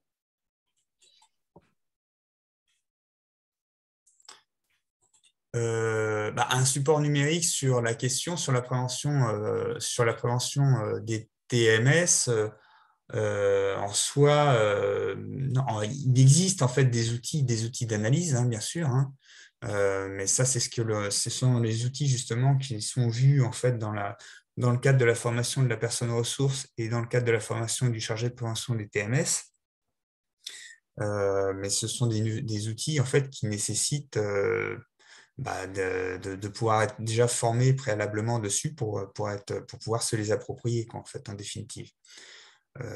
Si l'idée, c'est de pouvoir avoir des outils qui proposent des solutions un petit peu toutes faites, c'est pas tout à fait la logique en fait, d'une démarche de prévention, quoi, parce qu'on ne peut pas avoir des solutions a priori par rapport à un problème qu'on n'a pas vraiment analysé, quoi, en définitive. Alors, former une personne ressource, c'est bien, mais quel statut lui conférer, par conséquent, sa marge de travail par rapport à sa fonction de base au sein de la structure? Disponibilité, remplacement, afin de répondre à sa mission dans le cadre de la démarche. Ça, c'est à vous, c'est un projet d'établissement, hein, d'entreprise, donc c'est à vous de définir justement le champ de sa mission et les moyens en fait qui lui seront alloués. Et ça, c'est justement tout le sens aussi de ce que l'on peut trouver dans une note de cadrage qui va justement permettre, cette note de cadrage, de fixer les conditions en fait d'exécution de votre projet de prévention des TMS. Et ça peut être intéressant justement d'établir cette note de cadrage avec le concours de votre personne ressource une fois qu'elle a été formée, puisque elle, déjà elle-même aura une vision peut-être plus claire aussi de sa mission suite à la formation, à moins qu'elle soit déjà effectivement en compétence, hein, sur le sujet. Mais dans tous les cas, effectivement, il est plutôt préconisé d'établir en fait une partie du contenu de cette note de cadrage qui va porter finalement sur les missions de cette personne ressource avec la personne ressource en elle-même, pour échanger notamment sur le dimensionnement de sa mission par rapport à son temps de travail et donc les moyens que vous allez lui donner. Ça va dépendre, ça va être très variable en fait aussi d'une structure à une autre, tout va dépendre de la taille de votre structure et aussi de l'ambition du premier projet en tout cas de prévention sur lequel vous souhaitez, vous avez défini, que vous souhaitez aller en fait. Il y a une autre question pour toi, David. Un salarié ayant été formé à la formation initiale de formateur prévention des risques liés à l'activité physique, donc PRAP 2S, peut-elle être la personne ressource? Alors, pour l'instant, au niveau national, en fait, la formation... alors, c'était la formation formateur PRAP 2S, c'est ça? Oui, c'est sa formation initiale de formateur PRAP 2S. Un formateur PRAP 2S, en fait, n'est pas reconnu en soi dans le dispositif TMS Pro pour être personne ressource, puisqu'il manque dedans, en fait, toute la dimension animation de projet, en fait. C'est la raison pour laquelle d'ailleurs cette formation doit aussi évoluer en fait dans l'avenir sur ce champ. Après, effectivement, le formateur PRAP2S a déjà un certain nombre de compétences sur le volet analyse de situation de travail. Alors, juste, je vais rebondir aussi sur la personne ressource au sein des établissements. Souvent, parce que je visite un certain nombre d'établissements, que ce soit des EHPAD, des cliniques, il est important qu'il y ait du temps alloué à la personne, de bien définir le temps qui est alloué à la personne. Alors, c'est vrai qu'on ne met pas des quotas, mais il faut qu'il y ait quand même un temps certain pour faire de la prévention, parce qu'on ne peut pas, sans laisser des disponibilités à une personne, de mettre en place, de faire des analyses, de faire de la formation à d'autres personnes. Voilà, ça, c'est un point vraiment important. Voilà, donc j'insiste sur ça parce que j'ai beaucoup de personnes qui sont nommées et qui continuent leur activité et qui n'ont pas le temps de faire de la prévention dans l'établissement. Alors, il y a une autre question. Personne n'est au courant du mail reçu sur le taux de sinistralité. Avez-vous des coordonnées?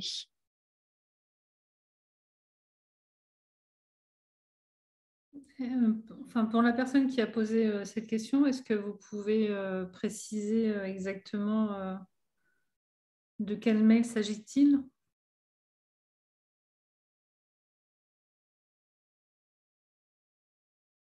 Nous, on a une autre question qui reprend ce qu'on disait avant. Quel profil de poste est le plus adapté pour être personne ressource? Ça peut être un manager, un manager de proximité. Ça peut très bien être un manager de proximité ou sinon, plus largement, un fonctionnel un fonctionnel de sécurité, quoi.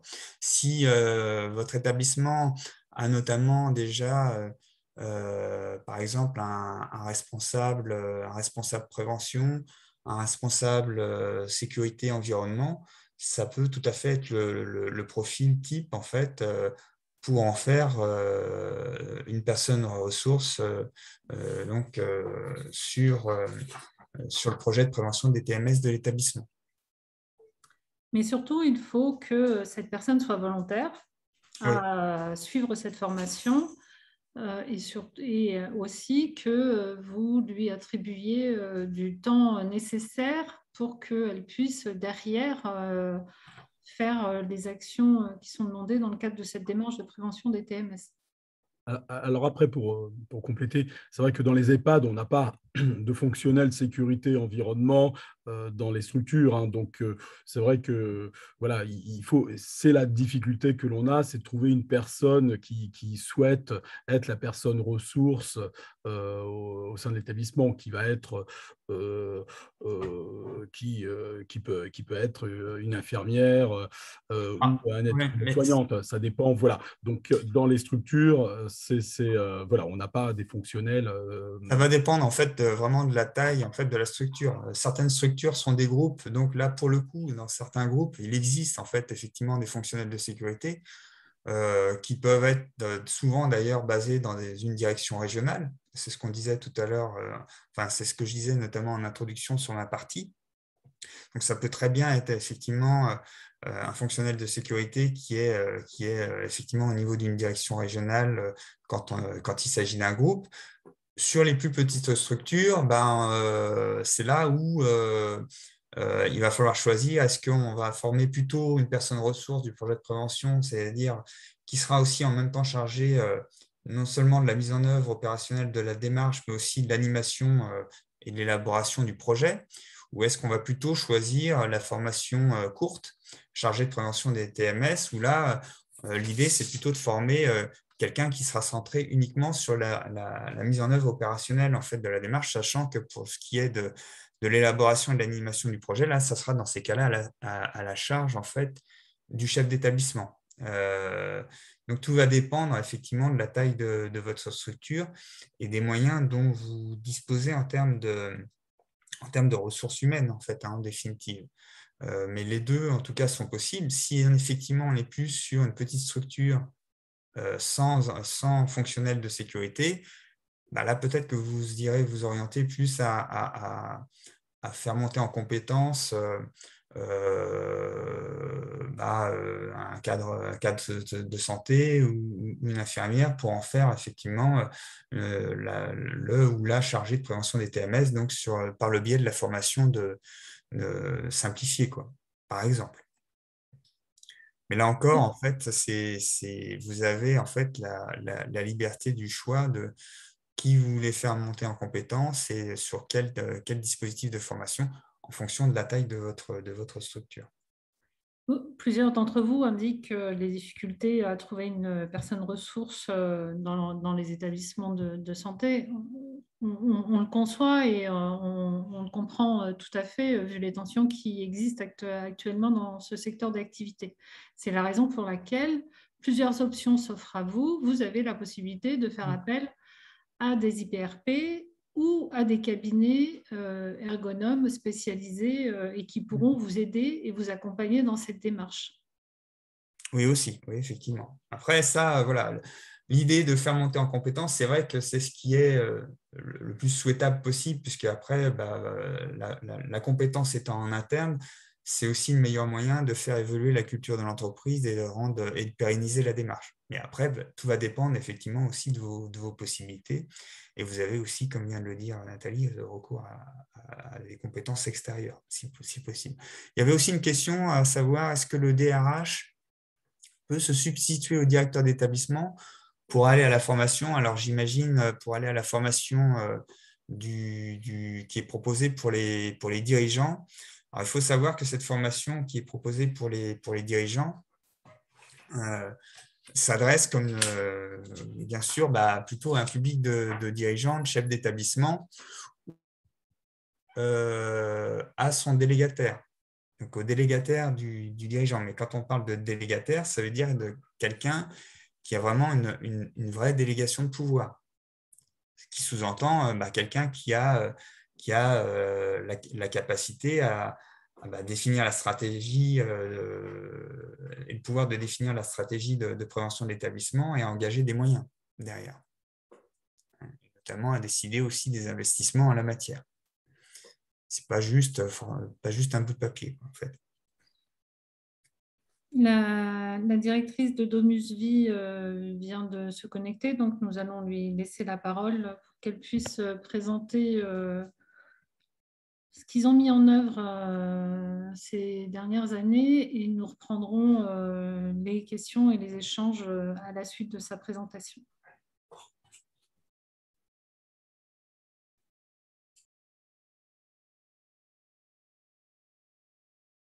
Stéphane? Je ne sais pas, parce qu'elle était en train d'essayer de se connecter. Et je crois qu'il y a un tout petit souci de connexion de leur côté. Ils n'arrivent pas à se connecter. Donc, bon. Je vais voir, je vais essayer de rappeler, mais...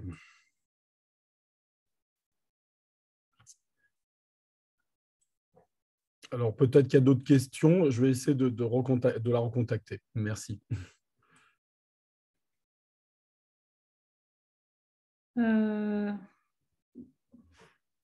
Donc, vous nous avez envoyé le... Alors, attendez, je regarde les différentes questions.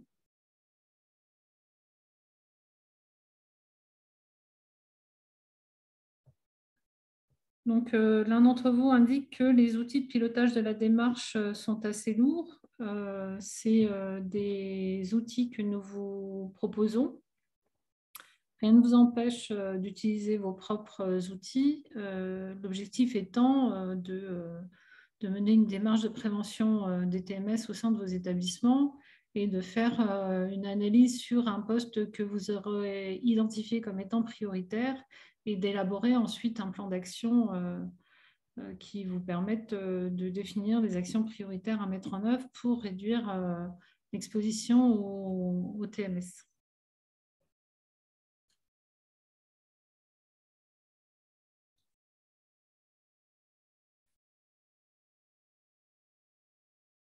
Donc, vous nous avez envoyé la copie du mail que vous avez reçu.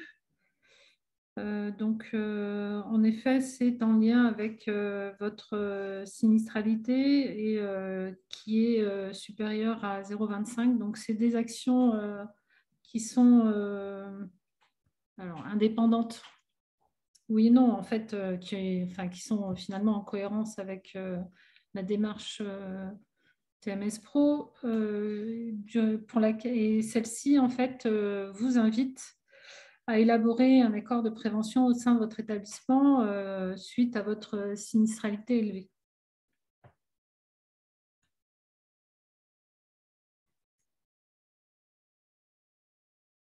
Mais là, finalement, on est hors champ par rapport au programme TMS Pro, puisqu'il s'agit vraiment c'est par rapport en fait à la pénibilité. Hein. Donc, voilà, il n'y a pas de lien directement avec TMS Pro pour ce mail.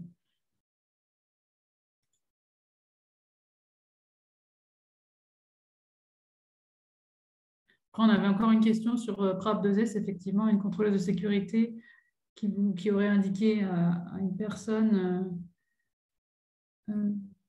du coup que c'était bon, si je comprends bien, que cette personne pouvait être personne ressource. Après, voilà, tout dépend de votre...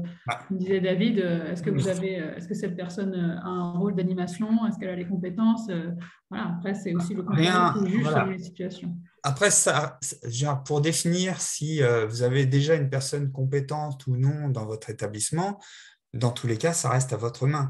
Ça, ce que je disais tout à l'heure par rapport à la formation PRAP2S, on est dans le cas où on aurait un établissement qui souhaiterait notamment, qui aurait effectivement trouvé quelqu'un qui serait motivé pour être personne ressource parmi ses salariés, mais que cette personne n'aurait pas en soi de compétences suffisantes ou que vous estimeriez comme n'ayant pas les compétences suffisantes et vous seriez dans une logique de chercher à la faire monter en compétences. Donc, dans ce qui a été effectivement validé au niveau national, ce sont les dispositifs de formation que je vous ai proposé, présenté tout à l'heure. Après, vous avez déjà un formateur, je parle bien de formateur PRAP2S, ce n'est pas acteur, c'est encore autre chose. Formateur PRAP2S déjà en fonction dans votre établissement, qui a déjà mené un certain nombre de choses, certainement dans votre établissement, avec déjà une certaine expérience. Vous pouvez, libre à vous d'estimer que cette personne a déjà effectivement suffisamment de compétences pour pouvoir en tout cas, assurer la phase au moins opérationnelle de votre projet de prévention des TMS. Ça reste de toute façon à votre main. Et si par contre, il s'avère qu'il y avait nécessité d'avoir des compétences complémentaires, après, à vous de l'orienter vers les dispositifs de formation que l'on vous a proposés, par exemple. Une question également sur quels sont les délais pour accomplir la démarche. On a eu une crise sanitaire qui est passée par là et une sortie de site qui a été très tardive. Initialement, le programme, la démarche TMS Pro était initialisée en 2018. Nous sommes en 2021. Donc, on a pris un peu de retard avec un site qui est sorti en début d'année. Et donc, normalement, initialement, on considère que c'est une démarche qui doit se déployer en 4 ans. En 4 ans, c'est le temps qu'on considère comme étant nécessaire, tout en sachant que certaines actions peuvent demander un temps beaucoup plus long pour déployer des actions qui vont être beaucoup plus coûteuses et qui nécessitent une organisation, une gestion et une mise en œuvre plus importante. Donc, c'est une démarche qui doit être menée dans son temps. Normalement, notre convention se termine en 2022. Donc, normalement, initialement, on devait demander aux établissements de finaliser la démarche pour fin 2022, mais vu les retards qui ont été pris, il est fort probable que cette démarche soit soit prolongé et décliné sur les années après 2022.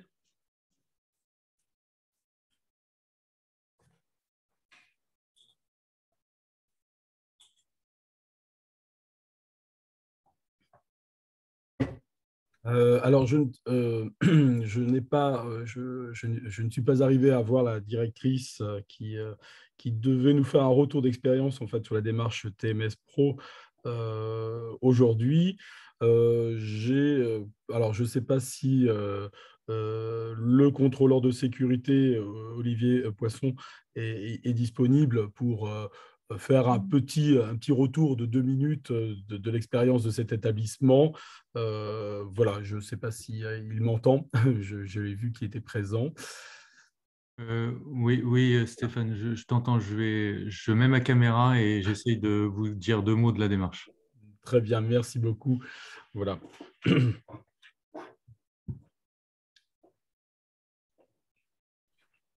Alors, oui, voilà. Alors, donc, l'établissement qui s'était proposé d'intervenir, c'est donc effectivement la résidence de Saint-Thibaud-des-Vignes. Donc, c'est un établissement de Domus Vie. Et c'est un établissement qui, très vite, en fait, est rentré dans une démarche de prévention des TMS et cette démarche, elle a été impulsée, en fait, par la direction. Donc, très vite, la direction a pris les choses en main en considérant que c'était cette démarche, elle plaçait finalement le salarié au cœur de… Excusez-moi, c'est le problème du télétravail. Je coupe le son, je vous reviens tout de suite.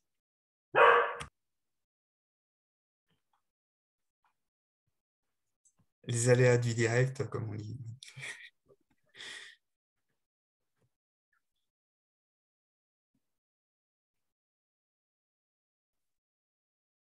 Tu peux rallumer ton micro, Nathalie?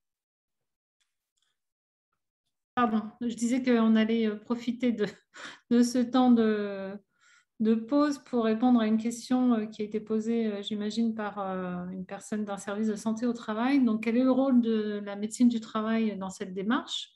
Votre rôle est très important aussi, en effet, hein, puisque les établissements ont la possibilité de vous solliciter et de solliciter vos ergonomes pour les aider à déployer la démarche et de mener une étude ergonomique au sein de leur établissement. En effet, vous avez votre rôle à jouer dans l'accompagnement des établissements.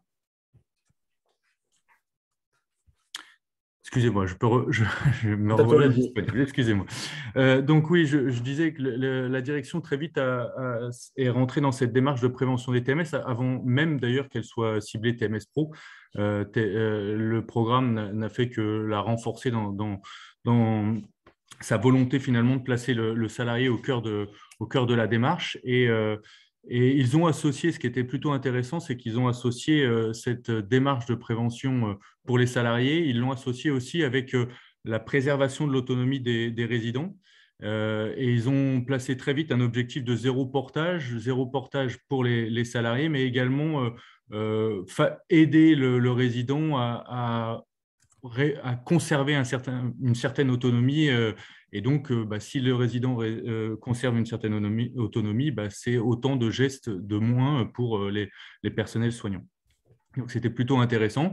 Et en parallèle de ça, ils ont accompagné effectivement cette démarche par l'achat d'un certain nombre d'équipements d'aide à la manutention et pour qu'ils soient à la fois en quantité et suffisante et adaptée aux différents degrés de capacité du résident.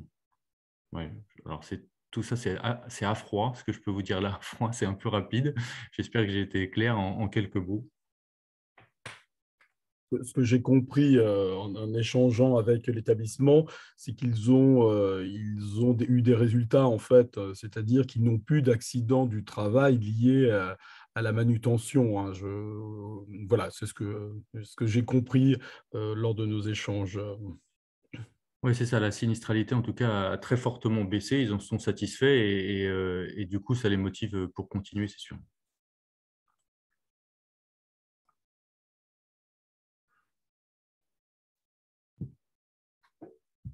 Une question, quid des services de santé au travail sans ergonome ni HSE? Voilà, alors c'est peut-être un service de santé interne du coup. Je ne sais pas si le monsieur peut préciser sa question. Après, il y a des médecins du travail qui sont formés en ergonomie. Il peut y avoir aussi des infirmières d'État diplômées en santé au travail également qui ont des compétences. Enfin, voilà, d'où vraiment des équipes pluridisciplinaires.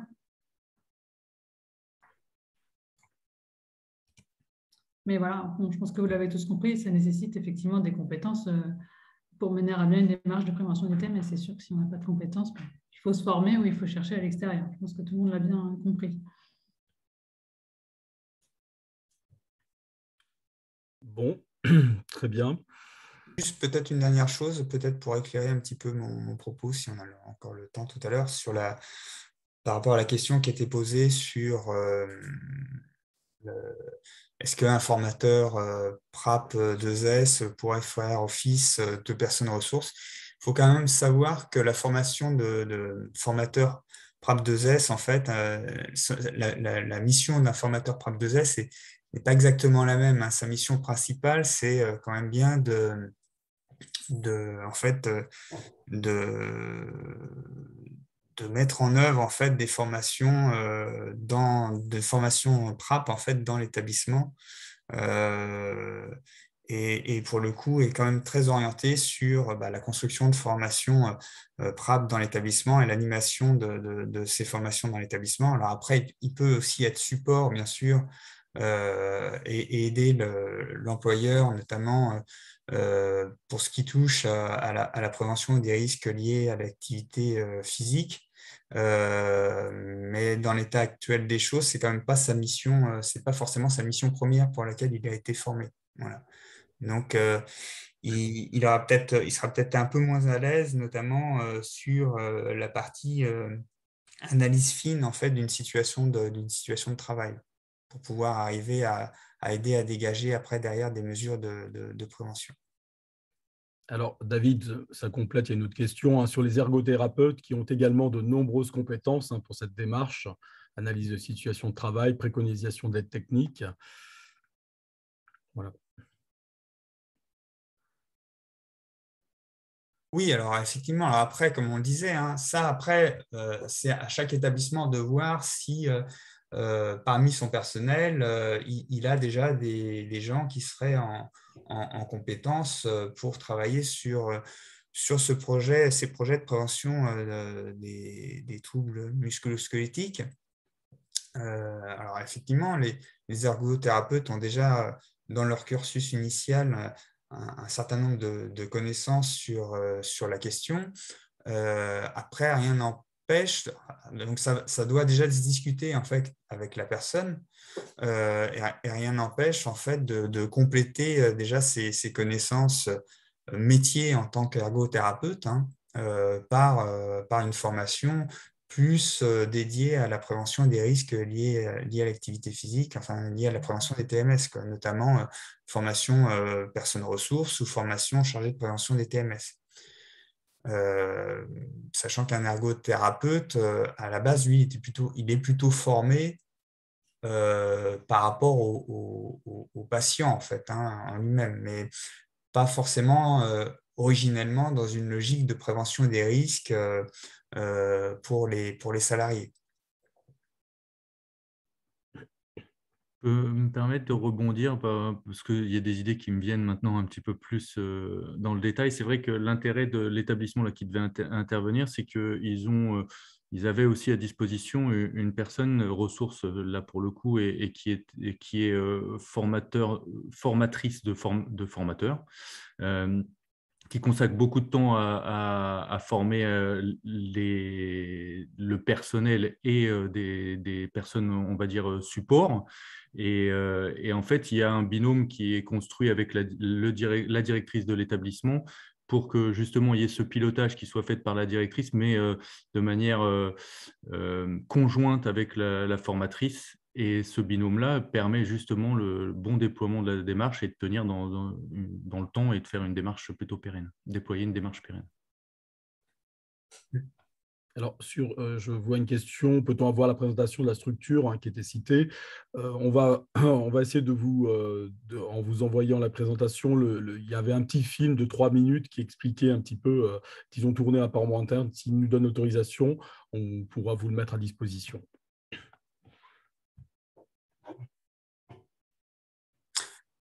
Alors, il y a une question peut-être pour Catherine. L'Acramif dispose-t-elle d'ergonomes? Oui. Peuvent-ils intervenir en tant que personnes ressources dans le programme TMS Pro? Alors, oui et non. On est 2 ergonomes à l'Acramif. Donc, on recouvre tout le territoire d'Île-de-France avec tous les établissements du régime général. On intervient sur des problématiques effectivement en lien avec des analyses de poste, mais pas dans le cadre du programme TMS Pro. Sinon, on serait largement sursollicité. Voilà, donc non, désolé, nous ne pourrons pas être personnes ressources de votre établissement. Voilà.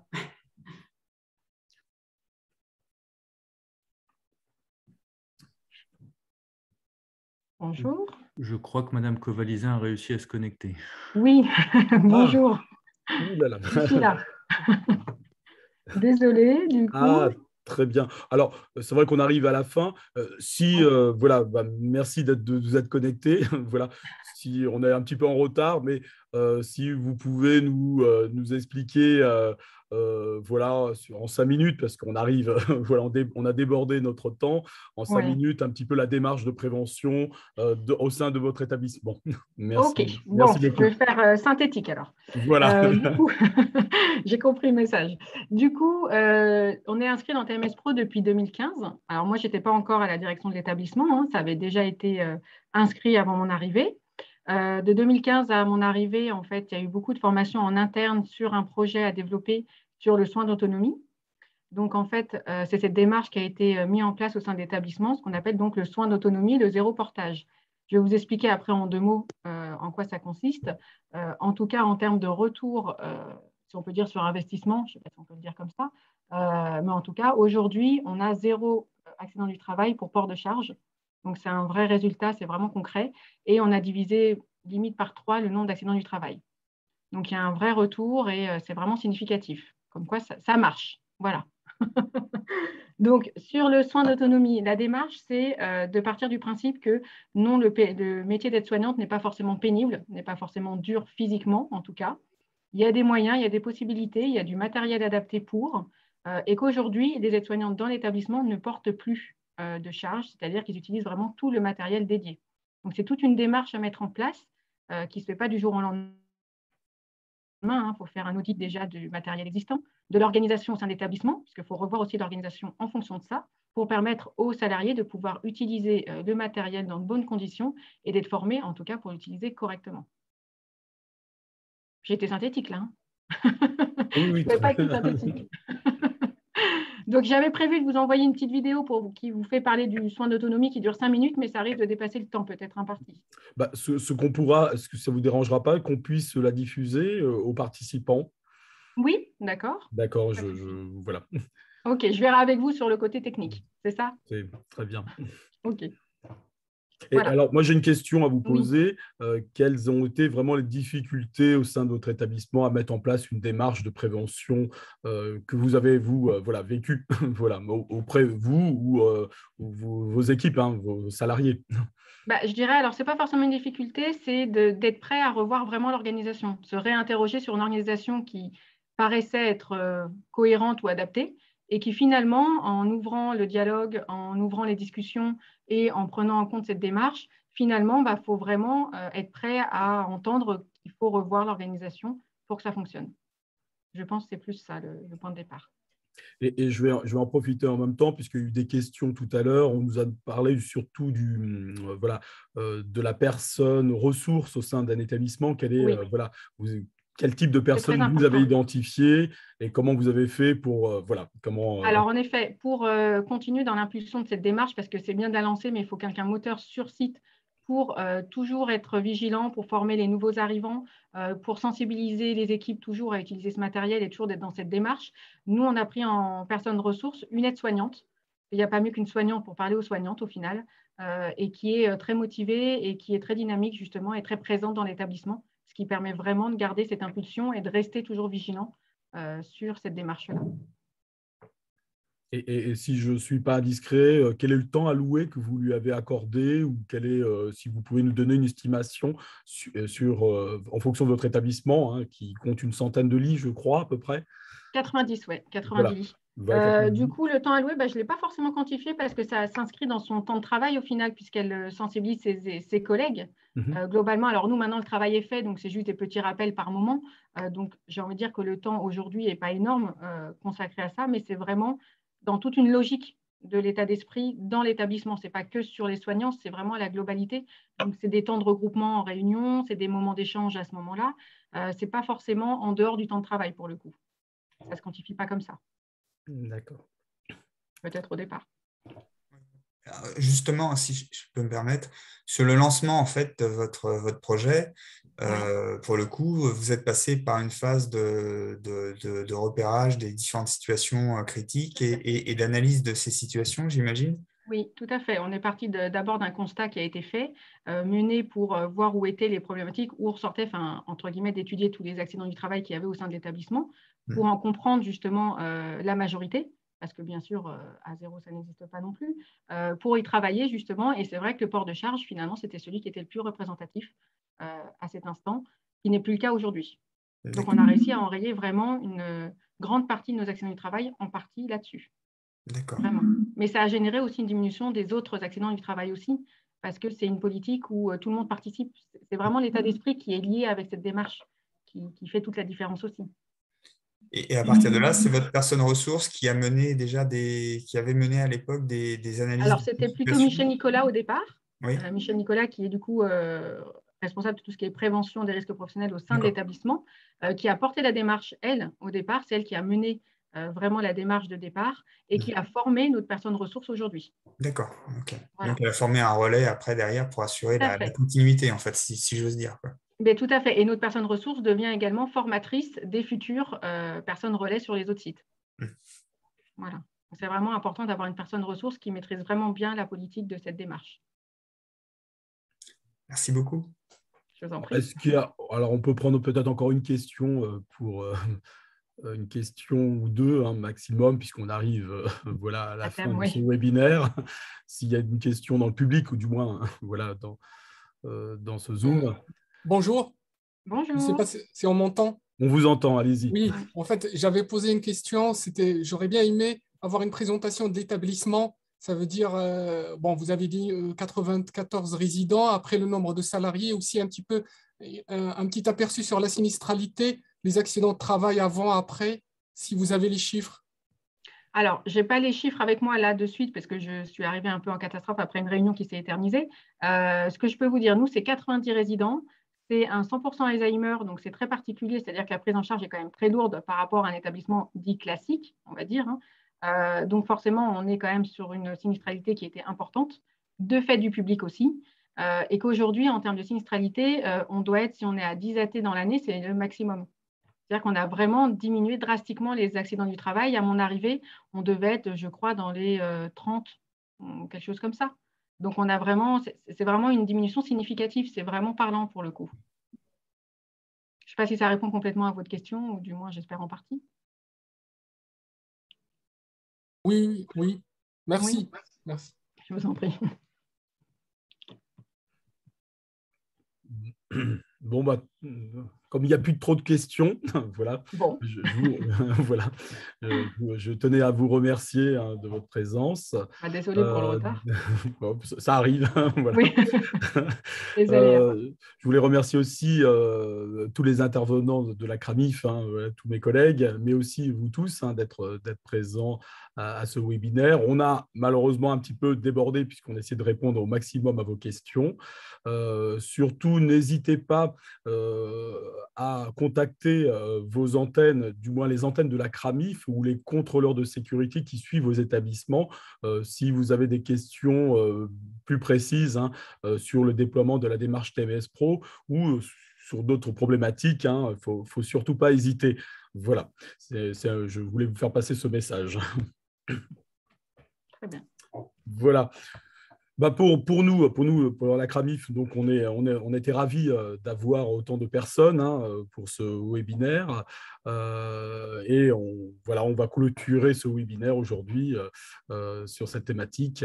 Et on vous souhaite une très bonne journée. Merci, bonne journée à tous. Au revoir. Merci à vous. Merci beaucoup. Merci, bonne journée. Merci bien. Au revoir. Au revoir.